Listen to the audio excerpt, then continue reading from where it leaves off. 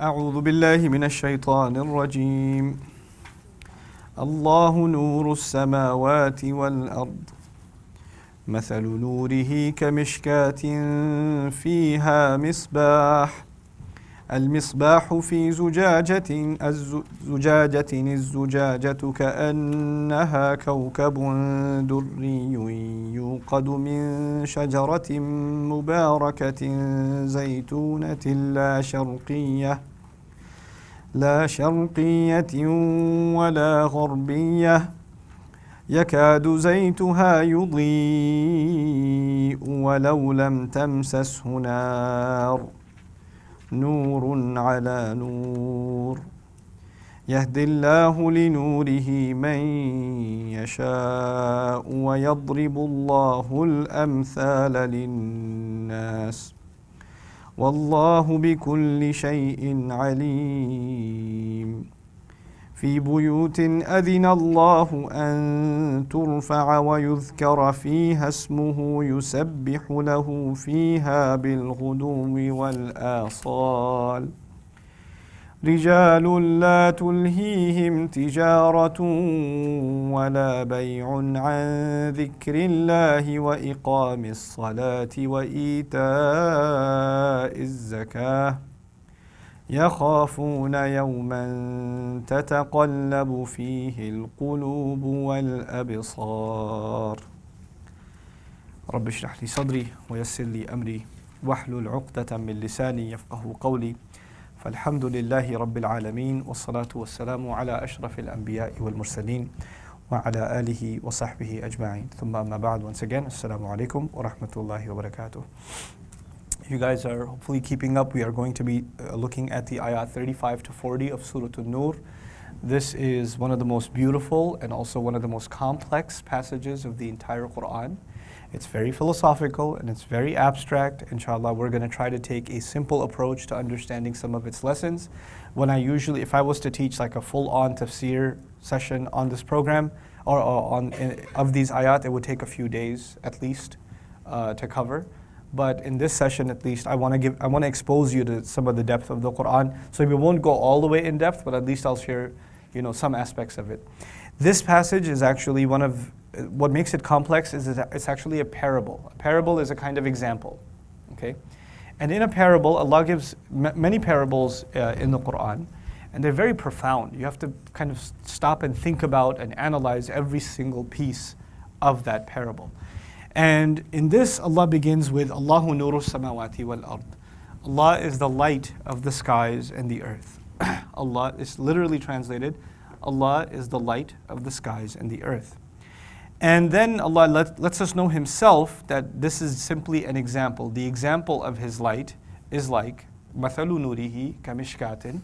The example of His light is like a mishkah. A mishkah is, back in old times, actually not so old. In Texas they do this a lot. In newer homes and even, very Texan style homes, they'll have this kind of a niche, a kind of an indent in a wall, like an arch thingy, and you're supposed to put a lamp in there or like a candlelight in there, or most people put a vase in there or something. You know what I'm talking about? But this is done for decorative reasons nowadays. But back in the old days, it wasn't done because of decoration. The way it was made, it was arched from the inside too, not just above. It was on the inside, it was kind of curved. And they'd put a light in there, like a candle lamp or something like that. And the light would reflect off of the wall and spread to the entire house. So before the days of electricity, the mishkat was actually a design used to spread light all throughout the house. That's what it was made for, okay? And it's kind of shaped like an arch, okay? So this is the mishkat. So Allah says the example of His light is like a mishkat, fiha misbah, and inside that indent, that little niche, is a lamp. Obviously, I told you it's designed for what purpose? For a lamp. Al-misbahu fi zujaja. The lamp itself is inside a glass. Az-zujajatu ka'annaha kawkabun durri. The glass is as though it is made up, it looks like a shining star. This glass itself looks like a shining star, meaning it's got a twinkle to it.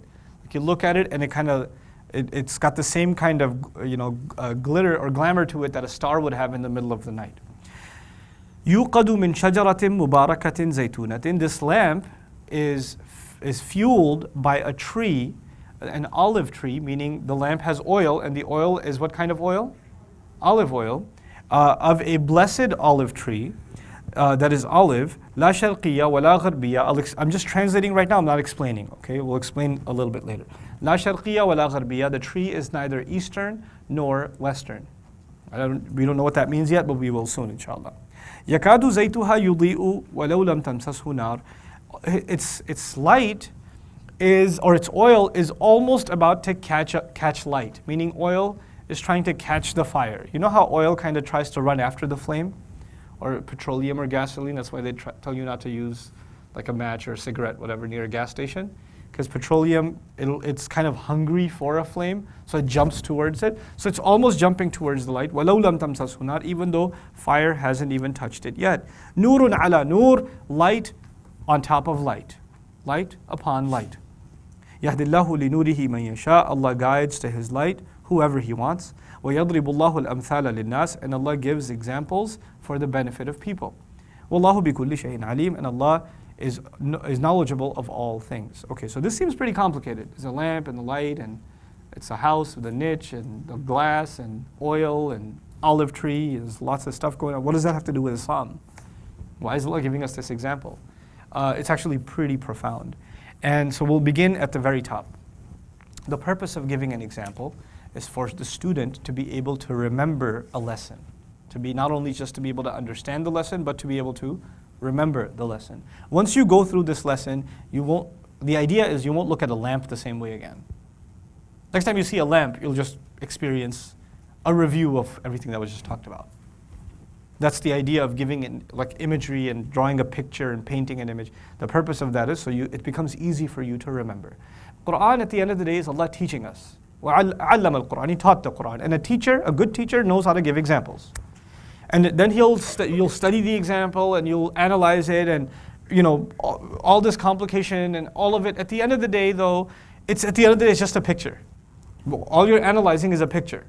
Because Allah just painted a picture with these words, right? And so we're going to look at that in that sense. So hopefully by the end of that long, complicated discussion, this lesson will become imprinted in your minds and in your hearts, bi'idhnillah. Allah describes Himself as the light of the skies and the earth. Now light is of two kinds. Light in Islam is of two kinds. There's physical light, like the light of the sun, and there is spiritual light, like we said this person's heart is full of light, or the Quran is guidance, and the guidance is a kind of light. Like Allah says, Allah brings brings His friends out of darkness into what? Into light. So the light is physical and light is also spiritual, right? Angels are made of what kind of light? Photons? Angels are made of spiritual light. That's spiritual light. You understand? Our ruh, the ruh that was put inside of us, is actually light. But which kind? The spiritual light. So there's physical light and there's spiritual light. When I talk about the light of the sun, what am I talking about? Physical light. Now the beauty of this passage is Allah is going to give us an example or describe physical light. And if we think about certain things that physical light does, then we will understand certain things that spiritual light does. So actually Allah in this passage is going to make a relationship between physical light and spiritual light. Now spiritual light is not something we can understand. It's beyond us. It's not, we've never experienced like physically what it is. We don't know. But physical light, everybody's experienced. Like the daylight outside is physical light. So we'll begin with that. Allah is the light of the skies and the earth, as if to say, without Allah, there would not be any light in the skies. And the source of all the light in the skies and the earth, the entire universe, would be completely dark had it not been for Allah. Now, what is Allah's light for this planet, physical light? The sun. Allah's physical lamp for this planet is the sun. Now let's think about the sun for a second. The sun, if you want to be, by the way, how do you appreciate light? What kind of a human being is incapable of appreciating physical light? Very good, a blind person. A blind person. So in order to have vision, you need two things. In order to have vision, you need two things. You need vision, your eyes need to be working, and you need light on the outside. In many literatures, including Arabic, the ability to see is to be able to say this person has light in their eyes. The ability to have, there's light in your eyes and there's light outside. You know how lights have a certain shine to them? So it's called the light of the eyes. So someone who sees has light inside, and the light of the eyes and the light outside. You need both lights in order to be able to see. Is that clear so far? Okay, like for example, one of the words for the eye in Arabic is literally light. The eye is literally light. So there's this light that you have, and there's this light outside of you. Until both of them are there, you're going to be blind. Now, if you have perfectly functioning eyes, but Allah takes the planet sun away, are we still able to see? No. No, we're not able to see anymore. So the first thing is you cannot see reality around you unless Allah lights up the reality around you. And even if Allah lit up the reality around you, you would know nothing about that unless you had what? This over here. You had physical eyes yourself. Now let's talk about the spiritual side. This is the physical side. Let's talk about the spiritual side. Spiritually speaking, Allah gave us, just like the sun gives us light from above, Allah revealed light from above the Quran. Allah revealed light from above. And He revealed this light for human beings. But there are two kinds of human beings. Human beings that are spiritually blind and human beings that spiritually see. Someone who closes up their heart is spiritually blind, and so even though there is light all around them, light of the Quran, they're not going to be able to see. And their example is the example of a blind person standing in the sunlight saying it's dark. That's the example. So you understand the spiritual side and you understand the physical side. So you with me so far? Okay, let's move on. They say in Arabic, nah, we won't go, it's complicated. Can you handle it? I think you can handle it. Let me ask you, can you handle it? Yes. Yeah? Yes. Okay, let's try. Ali radiallahu anhu describes this idea of physical light and spiritual light in a really interesting way. He talked about the human intellect. He said, Al-aqlu aqlan matbu'un wa masmu'. Very powerful. He said, the intellect, the mind, is actually two minds. The mind is actually two minds. A mind that is already given to you, a kind of ability to think that was given to you from the moment you were born, and another one that you build over time. What does he mean? He means that the ruh is a kind of thinking too. It thinks also. But the ruh was with Allah, and it was fully mature. Unlike a baby who's not fully mature, the ruh that was put inside of us is actually fully mature. It can already speak. Did you know that? The ruh actually spoke with Allah before it even came into our bodies. Our belief is, every human being has actually had a direct conversation with Allah already. One-on-one. Alastu bi rabbikum? Qalu, bala shahidna. Am I not your Lord? He asked every ruh. Am I not your master? And we all responded, of course you are. We testify. Who testified? Our physical body or the ruh? The ruh testified. Then Allah took one of those ruh and He sent an angel to deliver that ruh into the belly of your mom. So when you came out, you as a baby, you had a fully formed, mature, what inside you? Ruh inside you. When the adhan is being recited in the ear of a baby, who's appreciating that adhan? The ruh is. The baby can't understand anything. The body can't understand. The physical mind doesn't understand anything. But the ruh, who was just separated from Allah, because the ruh was in the company of Allah, and now was brought to this earth, makes the baby cry. It's a spiritual cry too. And so you soothe the baby and say, remind the baby that, listen, you're still connected to Allah. And what's the best connection to Allah? Salah. So you call the prayer, the adhan. Okay? So it's a beautiful thing. By the way, when you call to the prayer, then the next thing happens, that you actually pray. You actually pray. The adhan is given when you're born. And the prayer is done when you die. The time between the adhan and the prayer is very little. That's actually the description of the time we have between we're born and when we die. That's why there's no adhan or iqamah for the janazah prayer. Because that was already done. That was already done when you were born. SubhanAllah. So you're here for a very little time. Next time you hear the adhan and wait for the prayer, 10 minutes, I just got 10 minutes. Not much time, it's okay. And if you go to a masjid and you hear the adhan, you're sitting there and you're waiting for the prayer to start, in between that time, what do you usually do? Something productive. You're like, okay, Allah hasn't called me yet to the iqamah, but I should at least maybe recite some Quran, do something good, etc. Isn't that the idea? Adhan just got called. You haven't left this earth yet. Do something good in between. But anyway, I digress. He says there are two kinds of minds. The mind that was given to you by Allah, which is called what? What are we calling it? Ruh. By the way, I just called it something else too. I called it light. I called it what else? Light, because the ruh is a creature of light. We won't go into all of the text. That's inshallah for a tafsir study. But for now, just oversimplifying. It's also a creature of light. So there's a light inside of you, a spiritual kind of light inside of you. And then there's this brain thing that Allah gave you, which when you were little was this squishy, soft little skull that you're not supposed to touch too much or whatever. And then it forms a little bit and you start saying, Abba, Mama. Hopefully you say Abba first. Like, I think Hosna said Abba first. Everybody else said Mama first. Anyway, so I'd be working on one of them, like Willie, like, say Abba, Abba, Abba. He goes, Mama.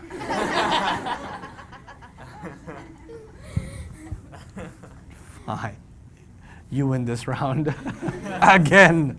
But anyway, this kid can't speak yet. He's just trying to process sounds. Then eventually starts turning into words. Mine, mine, mine.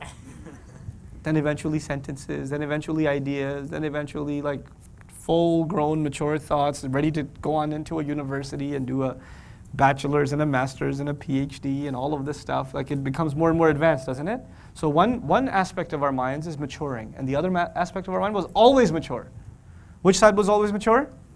The ruh was always mature. Now, let's bring that back. Our vision helps us think. What you see, you think about what you see. Physical, there's this brain that's thinking, and there's the spiritual side that's thinking. Now he says, وَلَا يَنْفَعُ الْمَسْمُوعِ إِذَا لَمْ يَكُ مَطْبُوعٍ كَمَا ضَوْءُ الشَّمْسِ لَا يَنْفَعْ إِذَا ضَوْءُ الْعَيْنِ مَمْنُوعٍ. Ali radiallahu anhu says, by the way, this intellect, this brain that you develop over time is no good to you.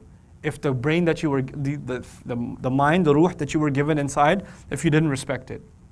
If you stop respecting the intellect, the ruh that was gifted to you as a baby, and you only think about this brain, even if it grows, it's no good to you. And then he gives the parallel, كَمَا ضَوْءُ الشَّمْسِ لَا يَنْفَعْ إِذَا ضَوْءُ الْعَيْنِ مَمْنُوعٍ. Just like the light of the sun won't be any good if the light of the eyes is missing.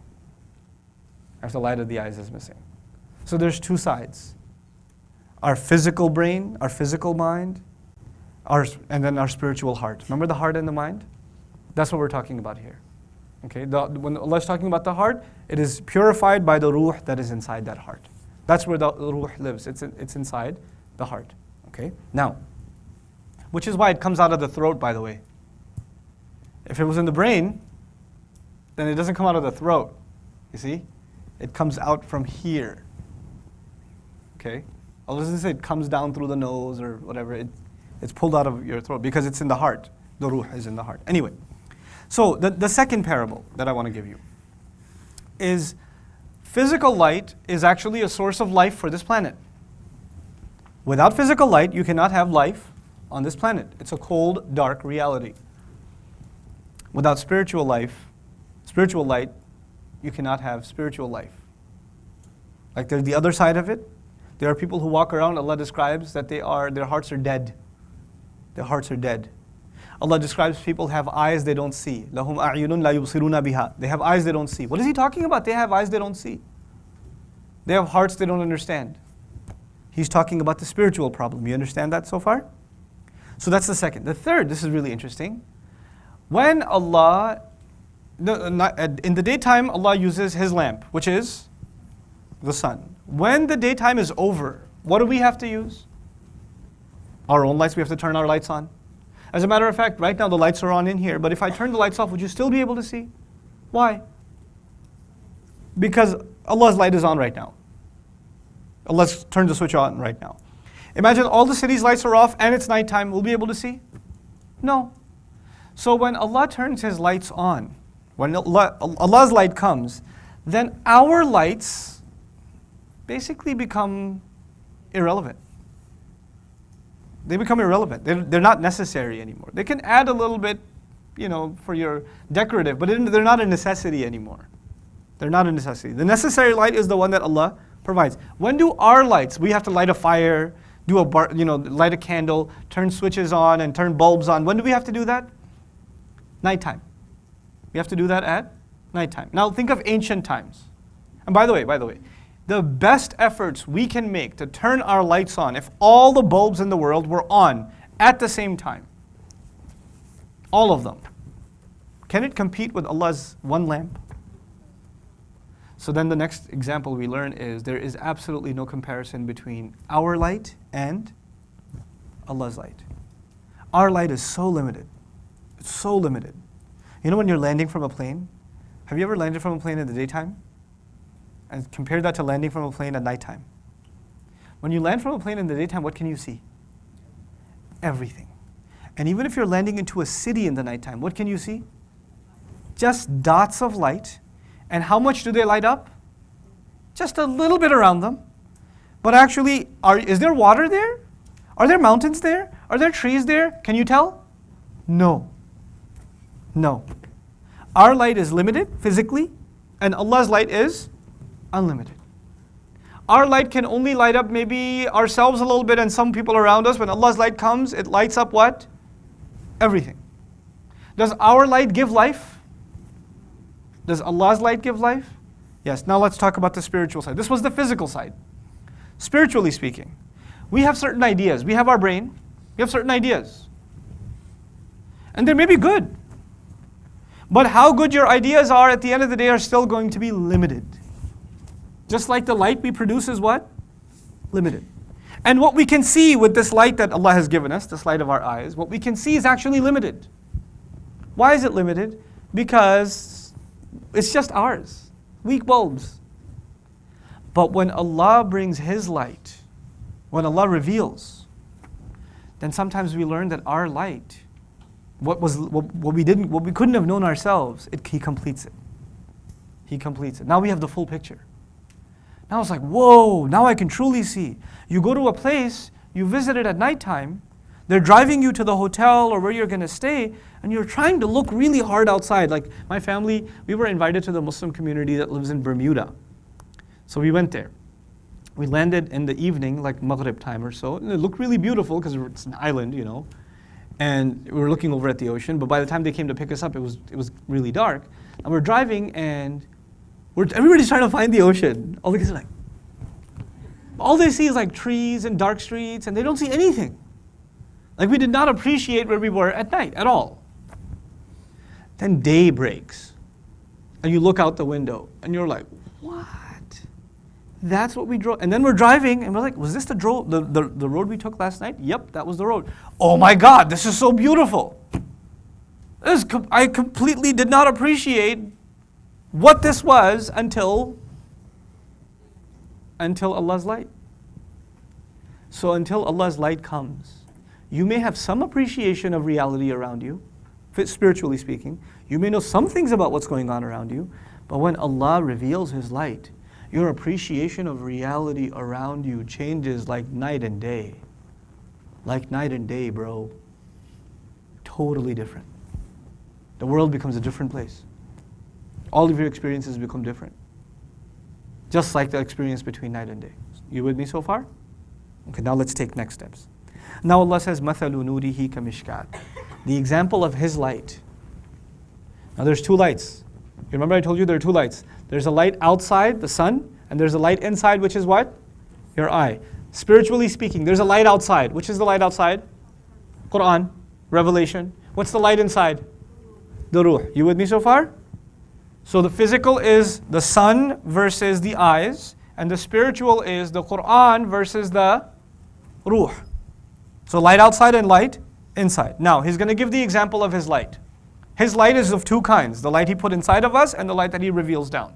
Which is why the Quran calls the Quran light. فَآمِنُوا بِاللَّهِ وَرَسُولِهِ وَالنُّورِ الَّذِي أَنزَلْنَا in Surah Al-Taghabun. Believe in Allah and the Messenger, and believe in the light that we sent down. Literally. So this whole picture is going to be about light. Now what was the example? Do you remember? What was the picture He painted for us in this passage? He painted the picture of a niche. A niche is usually inside a house. It's inside a house.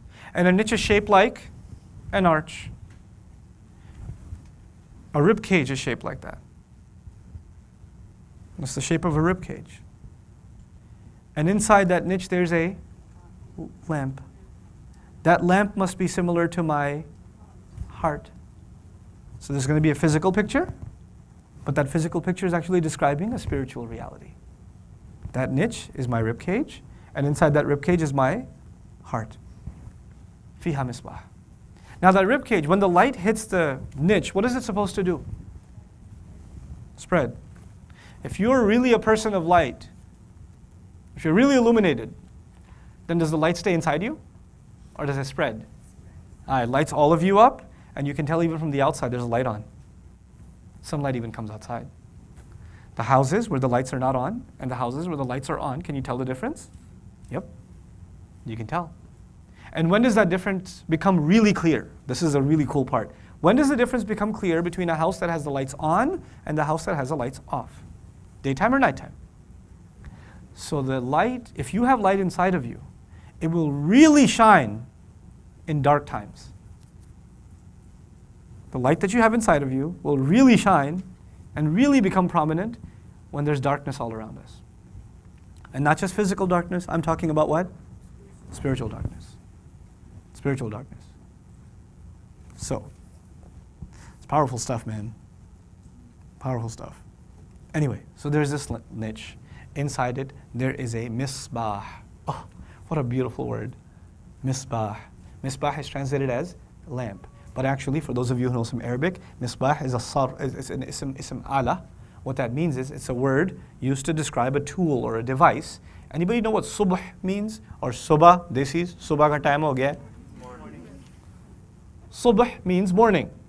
Misbah means a tool that makes it feel like the morning. A tool that tries to replicate the morning. That's literally what the lamp is called. The Arabic language has lots of words for lamps, but the one that was chosen in the Quran is the word that says this is a device that tries to remember tries to make it feel like the morning again.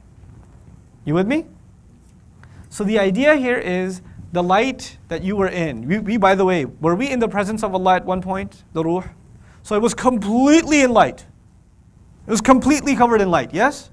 Then it was brought to this earth, and it feels that it's not in that same kind of light anymore. Just like someone out in the sun was completely in the sun, and now they've been brought in nighttime, and they're like, at least I need to have what? A lamp. So then Allah gave us this lamp inside of our hearts, misbah. It's trying to mimic the morning. Okay, what is this lamp in?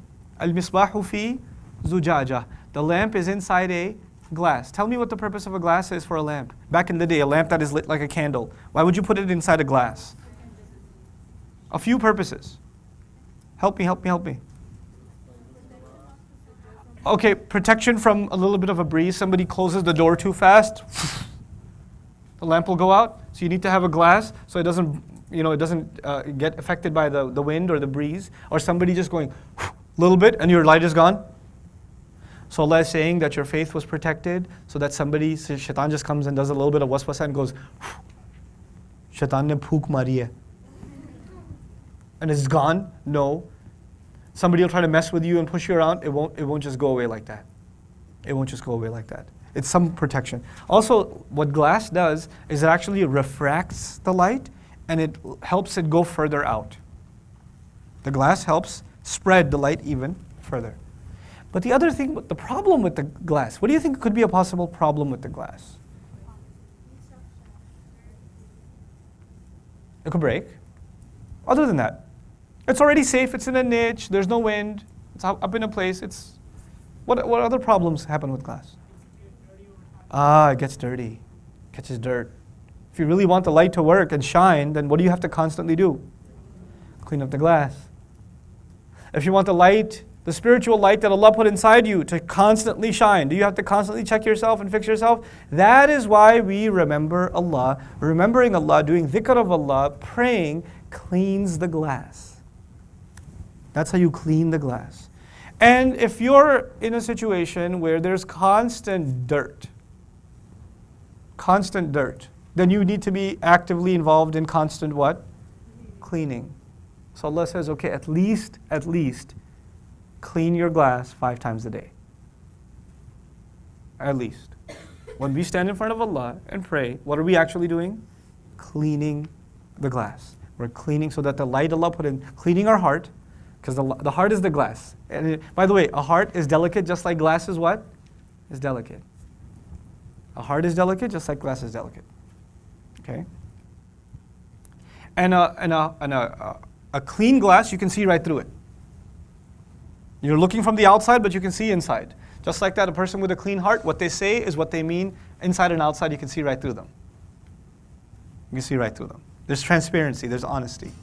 A clean glass is honest. A dirty glass is dishonest. It doesn't really give you what's going on inside. I can't really see. It's deceptive. It tricks you. But a clean heart, it's honest. You see what we're learning from this little lamp example? It's wild, isn't it? Now so this glass that Allah describes, then He says, okay, fine, this lamp is protected by this glass. But then He says, "Azujaja ka'annaha kawkabun durri." This glass itself is like a brilliant shining star. Is like a brilliant shining star. Where are stars?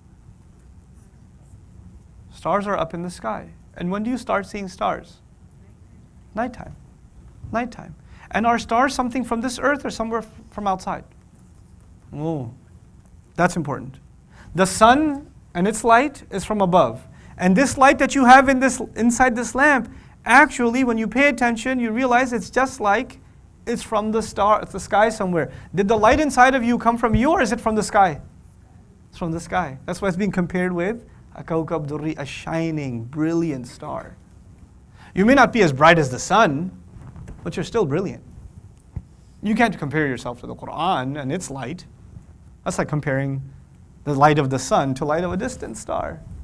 But you came from a long distance. Your ruh came from a long distance, has been put inside of you. Okay.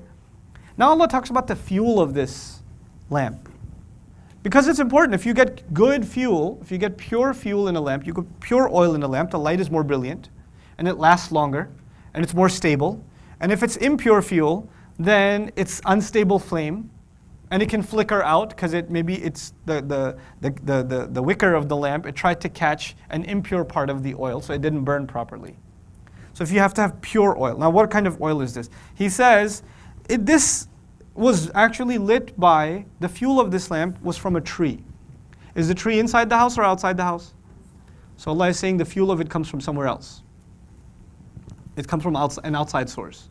Okay, what kind of tree is this? Mubarakatin. It is a tree that keeps on giving more and more and more. It is not limited in what it produces. Mubarak actually means something that produces more and more and more, way beyond you expected. Allah is telling us through that this ruh that Allah put inside of us, it is capable of doing better and better and better and better, and you cannot put a limit on its capability. How close it can get to Allah, you cannot put a limit on that. How much it can accomplish, this ruh that Allah put inside of us, you cannot put a limit on it. It's Mubarak. Now, on this, because I'm thinking that this is already a difficult lesson and might as well go all the way, I'm going to share some complications with you, but I think you can handle it, inshallah. Those of you who can't handle it, I apologize ahead of time, but I think you might be able to do it. I'm going to share something with you that a great philosopher and a thinker about Islam, Dr. Allama Muhammad Iqbal, he had some thoughts on the ruh, and he had some thoughts on this light that were very profound. I'm going to summarize them, and I'm going to mix them with the ideas of another great scholar that I've been recently benefiting from, Sheikh Abdullah Adhami, and I'll present you a combination of both of those guys' ideas. Human beings produce some beautiful things, don't they? Give me some examples of remarkable things human beings produce. Anyone? Anything? Paintings? Sure. Art? Sure. Clothes? What else? Jewelry. What else? Architecture? Pyramids? Cities? Roads? Technology? Huh? Furniture? What else? Food? Do we make better food? Cars? Very good. Cars? Planes? Internet? Technology? produce some remarkable things, don't we? Music, forms of art. Human beings produce some incredible things. Stories, novels, poetry. I mean, we are, unlike any other species, we have this thing called creativity, right? And our creativity, human creativity, does it increase or decrease over time? So, like, we don't say, well, our previous generation already made the telephone. We said, no, there's gotta be a way to improve this. There's gotta be better communication than this. And then somebody comes out with the wireless phone. Hello? Yeah, I can hear you, it's amazing.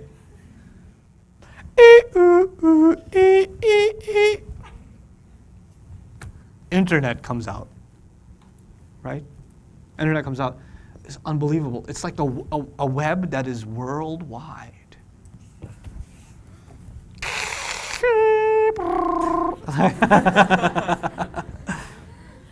But even though it came out, were we happy?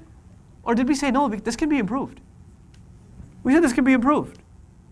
People figured out how to make clothes, and coats and all of this thousands of years ago. Did we say, hey, look, this lion fur with the teeth hanging on top?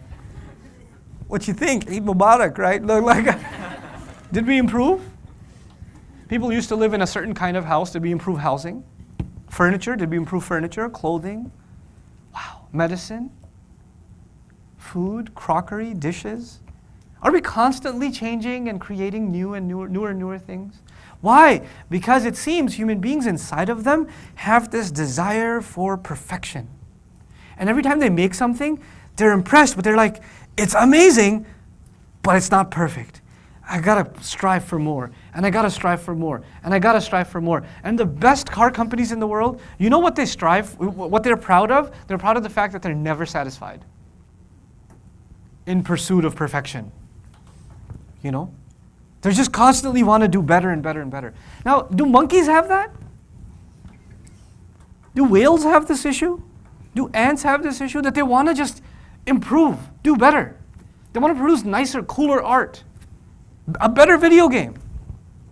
They want to produce a better RPG. They want to produce a better television, a better flat screen, better everything. We just want to make better and better and better. And it doesn't matter which field you go into. If you're passionate about what you're doing, you want to improve yourself constantly. If you're an athlete, what do you want to do? Get better at your game.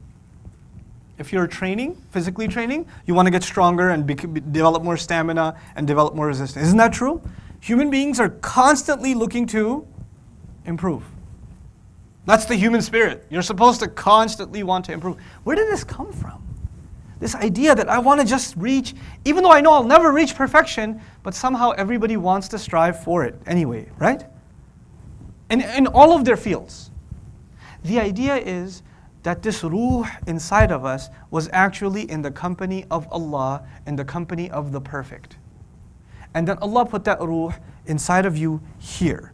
And you know what? That ruh is constantly seeking what? Perfection and beauty and perfection and beauty. How can I make this more beautiful? How can I make this more sleek? How can I make it more perfect? How can I make it more impressive? And you know what? We don't even realize it. That pursuit of perfection is actually subconsciously because we were in the company of perfection. And we became obsessed with perfection ever since. It's actually a spiritual thing that people want to improve technology.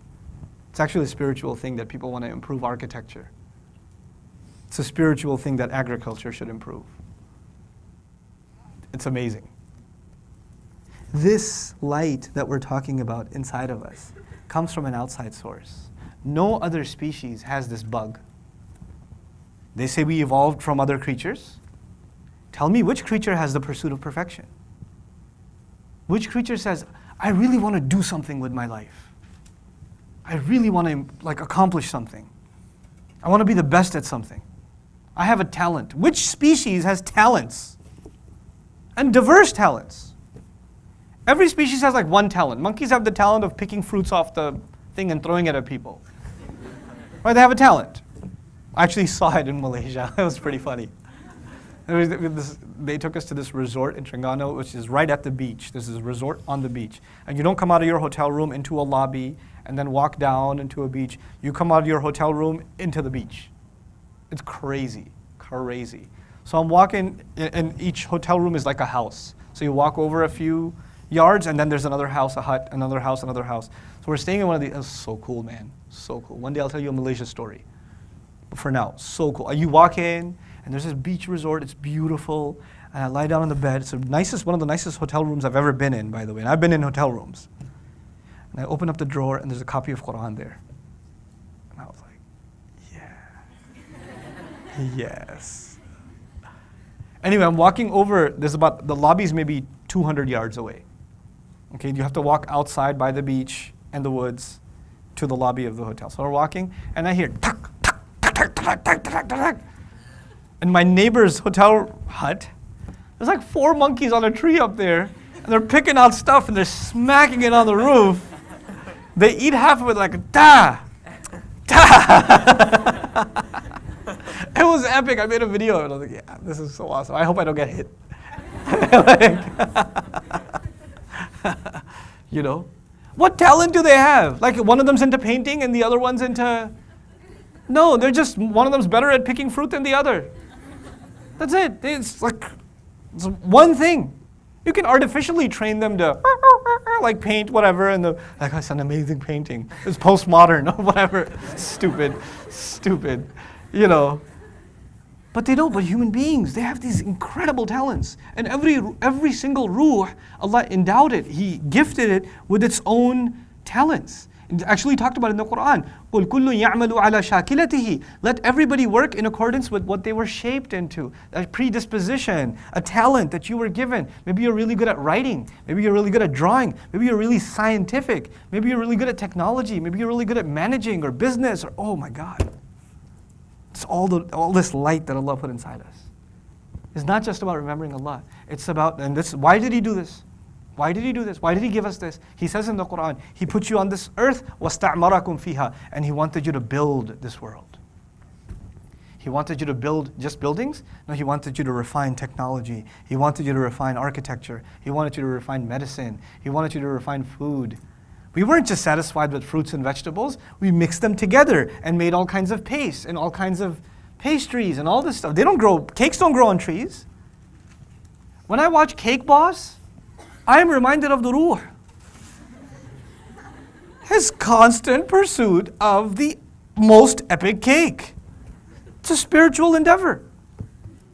It's actually a spiritual thing. He doesn't even know. Where does he get the idea to just, I want to be the best cake guy there ever was? Where does he get that from? This is actually from Allah. That's actually from Allah. So now, every human being is pursuing what? Perfection. Is the heart ever satisfied? Does the heart ever say, this is enough? No. Until it actually learns about the actual perfection. It actually learns about, because my light is limited, right? So my light's never enough. Until when does my light say, oh, no, I found something that is actually way more than enough. When is that? When day breaks, when Allah's light comes, when you get exposed to Allah. Then you realize, that's why I've been wanting to improve. Because I came from Him. He put that in me. He put that reality in me. SubhanAllah. Anyway, let's move on with this parable. So the fuel of it comes from somewhere else. This is what the whole conversation was. The fuel that drives you comes from somewhere else. And it constantly wants more. More, and you can't limit what it expects. That's mubarakah. It gives more and more and more, just like we keep producing more and more and more. Spiritually and intellectually, you produce more and more out of that ruh. Then he says, zaytunatin. What kind of tree did I say it is? Olive tree. Now, let me tell you something. If any Arabs in the house? Any Arabs? Okay, so you know. When you think of oil, what do you think of? Olive oil. For the majority of the Arab world, there is actually no diet without what? Olive oil. And what's the Arab word for oil? Zayt. And so they named it Zayt because there's really no other Zayt other than Zaytun. Zaytun is olive. Right? So real oil is which one? Zaytun, meaning olive oil. To them, that's like the most epic oil. Now the thing is, the Arab lands, did they have a lot of woods? No. So there's this lone tree in the middle of the desert, an olive tree. Lone tree. The sun rises and it beams on it from one side, from the eastern side. Then the sun sets and it beams on it from the western side. So this tree gets baked all day. Those trees produce the best oil. If you have woods, and you have a tree that's all the way at the end of, on the eastern end, and you have another tree at the western end, when the sun rises, it bakes this tree on one side. But when it falls, it does not bake it on the other side. Why not? Other trees are in the way. So one tree got really good eastern light, and the other tree got really good western light. But if a tree is by itself, unique, it's not like any other trees, but just standing alone, then what happens? It is constantly being baked by the sun. So it's not on the eastern end and it's not on the western end. Allah says this is an olive tree that is neither eastern nor western. You understand why He says that?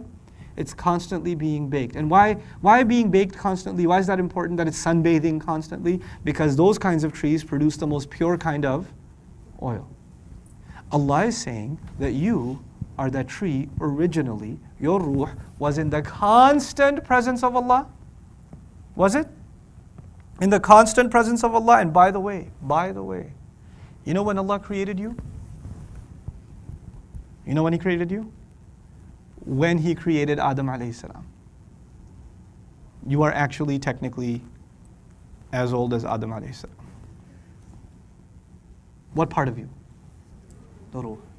So you've been baking in the light of Allah for a long time. And you've only been here for a few years. You understand what I'm saying to you? Now, because that tree has been matured and its oil is so refined, so your ruh was taken out, and now this oil is ready to be put inside what? Inside what? The lamp. And the lamp will only be turned on in daytime or nighttime? Nighttime. And has the oil now been separated from the sun that it used to enjoy all the time? Yes. So Allah prepared you in His company. He prepared your ruh in His presence. And then finally He took that ruh and He put it inside this heart of yours so that it can remember its original source. And even though the sun may not be around, the oil that it prepared still is. You are the light that Allah prepared in the absence of the sun. You're the light He prepared. That's why it's neither eastern nor western. That's your ruh. Your ruh doesn't have a race. It doesn't have a color. It doesn't have a language. It is above all of those things. It is equal to all. You know when we say all human beings are equal? That's literally true because all human beings, the arwah, the ruh, were all created at the same time. So deep down inside, we're actually exactly equal. Exactly equal. So now, this ruh that is inside you, whose oil is now lighting you up, this light, where did it come from? That tree who was constantly getting the sun. Does it miss the sun? It misses the sun. So Allah says, يَكَادُ زَيْتُهَا يُضِيءُ. Its oil almost wants to catch light again. It doesn't say it wants to catch fire again. It's interesting. He says He wants to catch light again because it wasn't on fire, but it was in light. So He says He wants to catch light again. وَلَوْ لَمْ تَمْسَسْهُ نَارٌ. Even though fire hasn't even touched it yet. Fire hasn't touched it.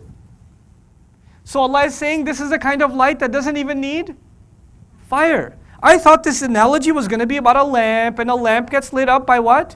Fire. But Allah says fire didn't touch it. And that's beautiful because this lamp doesn't need fire to be lit up. And Allah created this creature, this beautiful creature, this ruh that He put inside every human being. Did He create it so that fire could touch it one day? No. Allah didn't create this creature for fire. لَوْ لَمْ تَمْسَسْهُ نَارٌ. Now, this person who has this light inside, this light that Allah put, oil, that shines like a star on its own anyway, hasn't even been lit up yet, but wants to catch the light. This kind of a person who's looking for perfection, then it hears the call of a caller, calling them to the light, calling them to the word of Allah, and they hear that word, and the Quran's light is outside, right?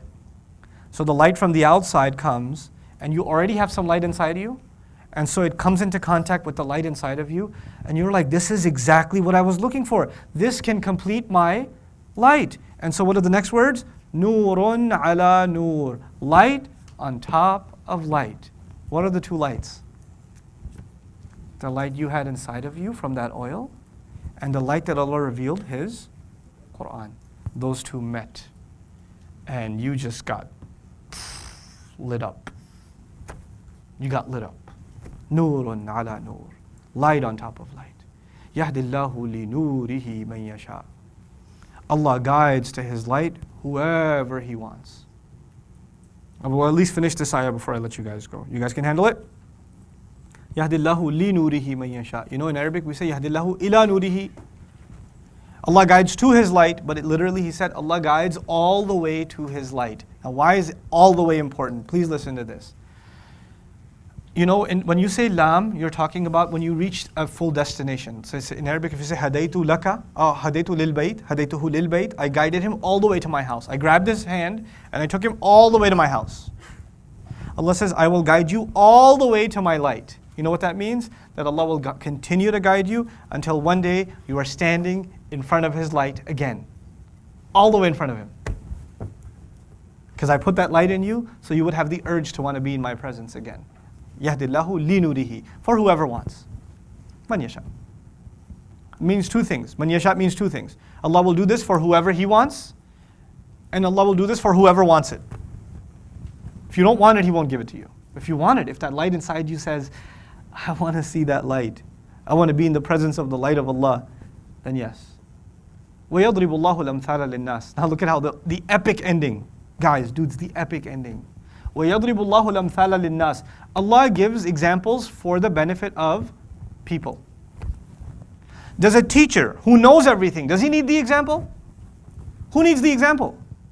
Students do. If Allah gave a long, complex discussion about His light and your light and my light and how the lights meet each other, and it would have been like 18 pages. Allah said, no. The way I can teach you all of this is by giving you a very succinct, very brief, very summarized picture of a lamp inside a house in dark times with an outside source. Allah gave this example for Himself or for you? For you. And then He says, Wallahu bi kulli shay'in alim. By the way, Allah knows everything. Allah didn't need the example, you did. The one who knows everything doesn't need to give examples for himself. He does that as a teacher for you. Wallahu bi kulli shay'in alim. With that, inshallah ta'ala, I'll conclude. What time is it now? 1:40? Yeah, I mean, I could go on, but you guys can't handle anymore. This is heavy enough as it is. So we'll continue this passage, inshallah ta'ala, tomorrow. Barakallahu li wa lakum. Wassalamu alaikum wa rahmatullahi wa barakatuh.